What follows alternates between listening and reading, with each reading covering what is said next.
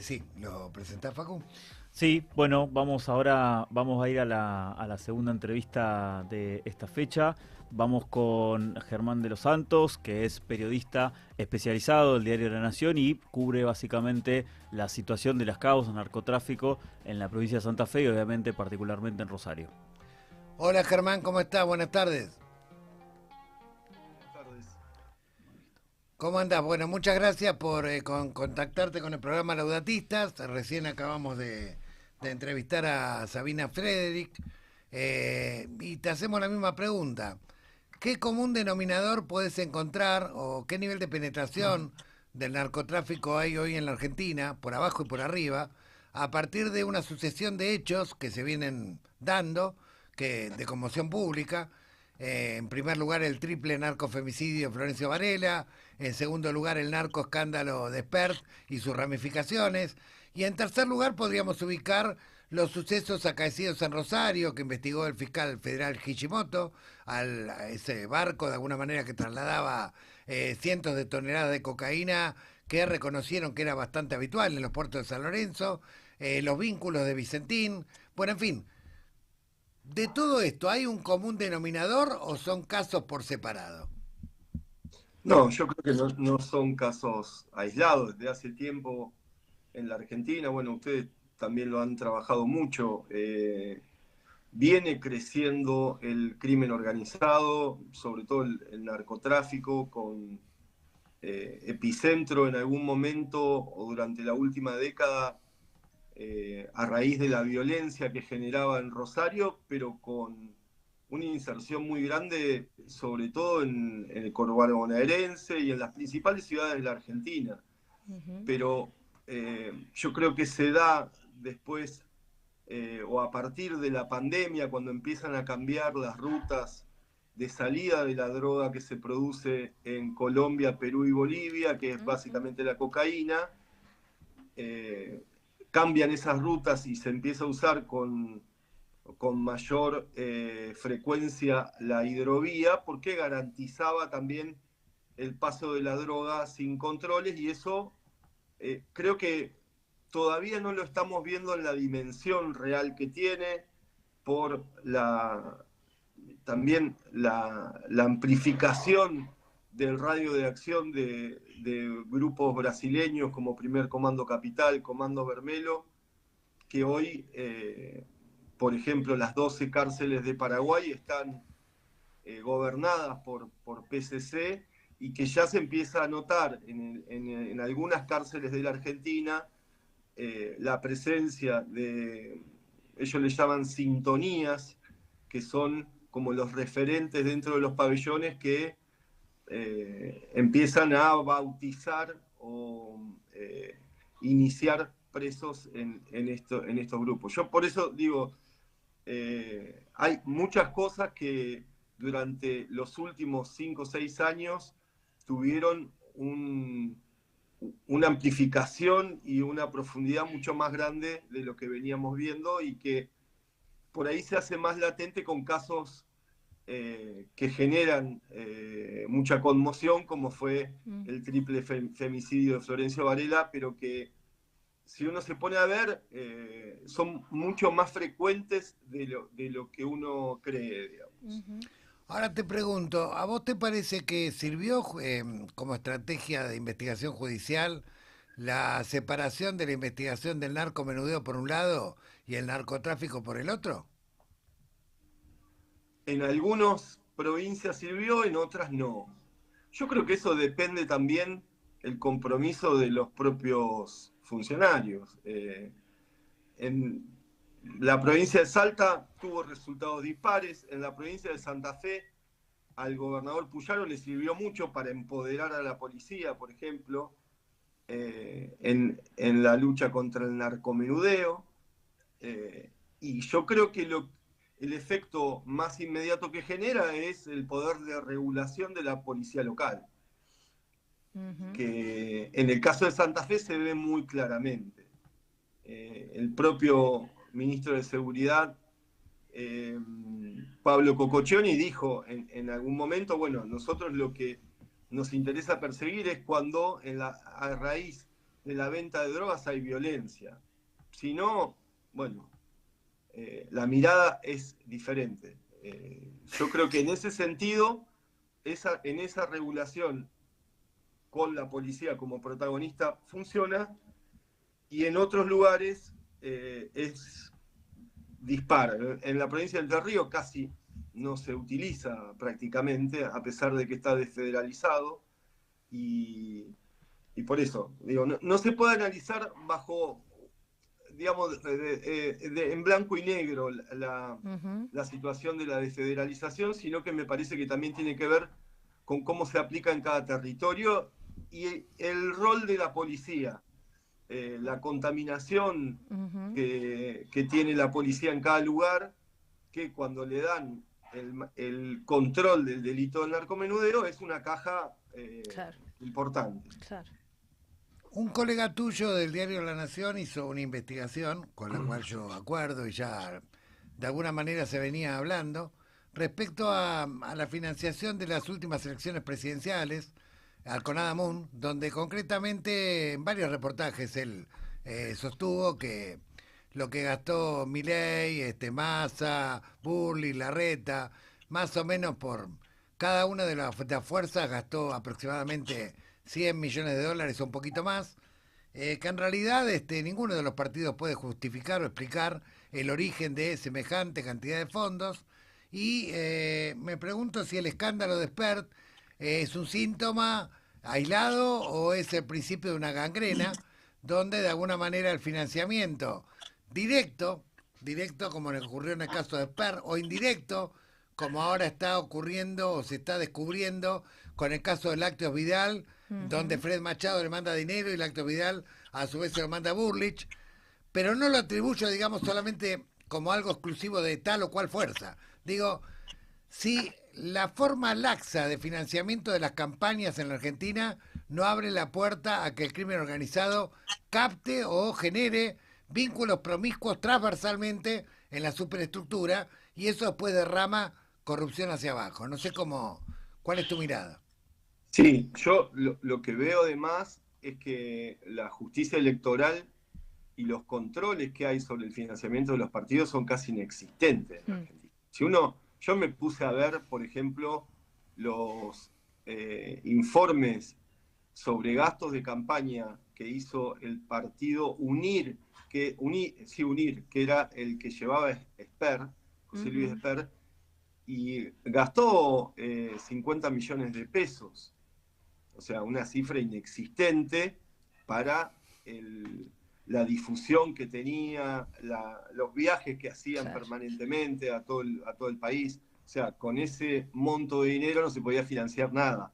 Lo que te da, y que en el caso de Esper después se comprueba con las transferencias que él recibe de Fred Machado, es que hay una campaña en negro de la mayoría de los partidos políticos, pero que es como el caso de las cuevas financieras, digamos.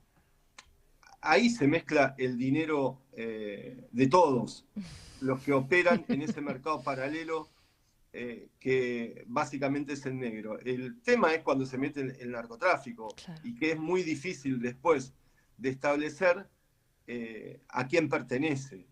En el caso, por eso, de Rosario, que lo hemos seguido mucho con las cuevas financieras, pasaba eso.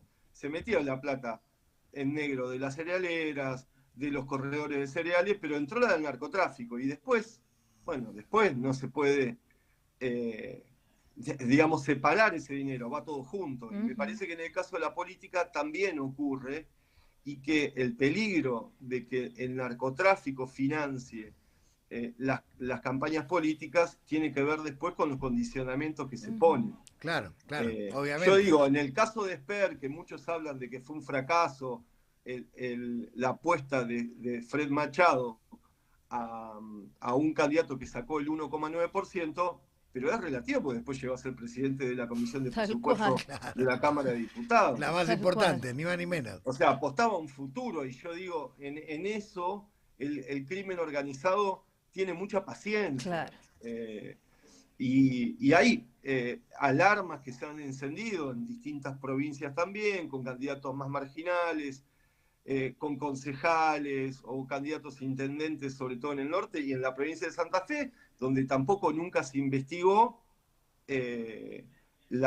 por ejemplo, la relación del atentado contra el ex gobernador Antonio Bonfatti Bonfatti. y el financiamiento de su campaña, que siempre se habló, una computadora que también fue abierta de forma ilegal, que era de un narco que habían asesinado, que se llamaba Luis Medina. Bueno, digo, el, la sombra del narcotráfico está desde hace tiempo. Ahora hay un caso puntual que creo que también genera, yo creo, el interés para que la clase política de alguna manera se cuide de que no le entre, como decíamos antes, como pasan las pruebas financieras, Claro. Guita del narcotráfico. Claro. Y esto requeriría, obviamente, que tomemos medidas similares a las que están tomando países vecinos como Chile, México, Brasil, que acaban recientemente de prohibir taxativamente toda financiación privada, siguiendo el modelo de Israel, Francia, Suecia, Canadá y tantos países que por una razón de sentido común no permiten ningún tipo de aporte corporativo porque saben que eso puede ser de alguna manera la puerta de ingreso a empresas que corrompen políticos o a empresas que hacen de taparrabo del crimen organizado. La última pregunta, Germán. Sí, te hago un agregado más. Sí. Yo también revisaba el tema de la Cámara Nacional Electoral y los controles, por ejemplo, de la publicidad de los partidos políticos está tercerizado en 3 empresas privadas.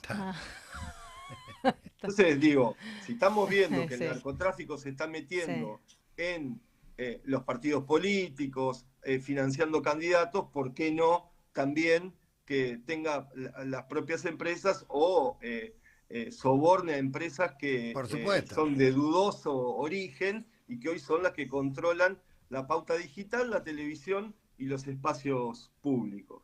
Por supuesto, nosotros tenemos, por ejemplo, acá en la ciudad de Buenos Aires a un candidato que sacó en las últimas elecciones en Cava, fue el último, creo que sacó 1000 votos, y está empapelada toda la ciudad en afiches gigantes a todo color. Bueno, viene del mundo farmacéutico, andás a ver. Última pregunta.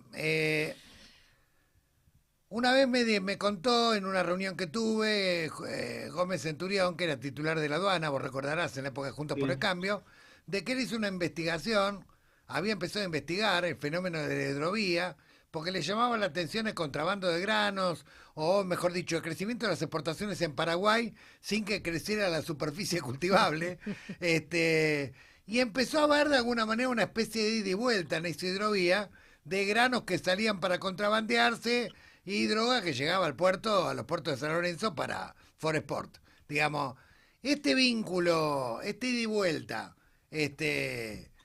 ¿ha generado de alguna manera una relación promiscua entre grupos cerealeros, grupos agropecuarios y el narcotráfico?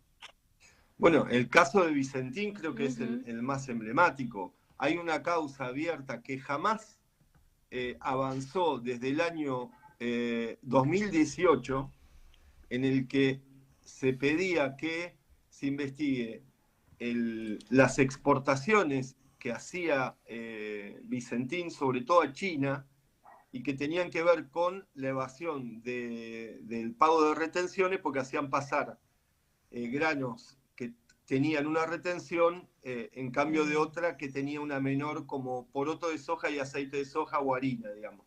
Pero la relación, en definitiva, eran sumas millonarias, digamos, de evasión de granos que después muchos advertían que se movían en el negocio de las agroexportadoras. Hoy yo creo que incluso algunos, por eso el caso de Vicentín es muy particular, hay secuestros de cocaína en la rada de los puertos muy cercana a la terminal que opera Vicentín.